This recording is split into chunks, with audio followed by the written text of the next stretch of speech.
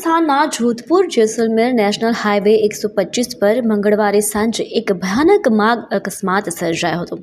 અરવલ્લી જિલ્લાના મોડાસા તાલુકાના ફરેડી અને રમાણા ગામના શ્રદ્ધાળુઓ એકતા ટ્રાવેલ્સની લક્ઝરી બસમાં રામદેવરા એટલે કે બાબા રામદેવના દર્શન કરીને પરત ફરી રહ્યા હતા ત્યારે કેરુ ગામ પાસે મુલાનાળ નાકા નજીક બસ અને ટ્રેલર વચ્ચે સામસામે ધડાકાભેર ટક્કર થઈ હતી। અકસ્માત એટલો ભયાનક હતો કે બસ અને ટ્રેલરના આગળના ભાગનું કચરઘાણ નીકળી ગયું હતું।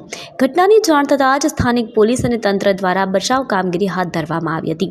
આ દુર્ઘટનાને પગલે ફરેડી અને રમણા પંથકમાં ભારે શોક। બીજ ભરવા માટે રણુજા જિલ્લા હતા અને રિટર્ન 170 કિલોમીટર આ બાજુ જોધપુર રોડ ઉપર પથ્થરની ભરેલી ટંકર હતી, ગાડી મોટી ઓવરલોડ, એ બહુ રોંગ સાઈડ આવતો હતો ને એને આવીને જ સીધું અમારા પર ઠોકી દીધી।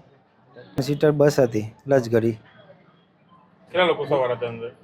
અમારે 56 માણસો હતા।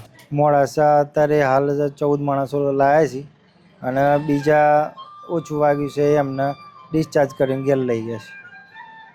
દર બીજે મતલબ ગામમાંથી રણુજા માટે પ્રવાસ લઈ જવામાં આવતો હતો। આગળ પણ લઈ ગયા હતા અને આ ટાઈમ પણ ફરીવાર એકવાર લઈ ગયા, જે અત્યારે બનાવ બન્યો છે। તો આ લોકો રામદેવરા દર્શન માટે ગયેલા હતા। ટોટલ 47 પેસેન્જર હતા ગાડીની અંદર।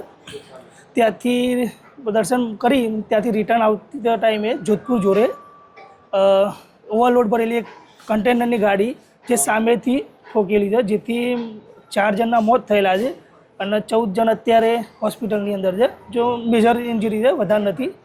અને અત્યારે 4 અહીંયાના ગુજરાતના છે ને એક ત્યાં રાજસ્થાનનું ભાઈનું મરણ થયેલું છે।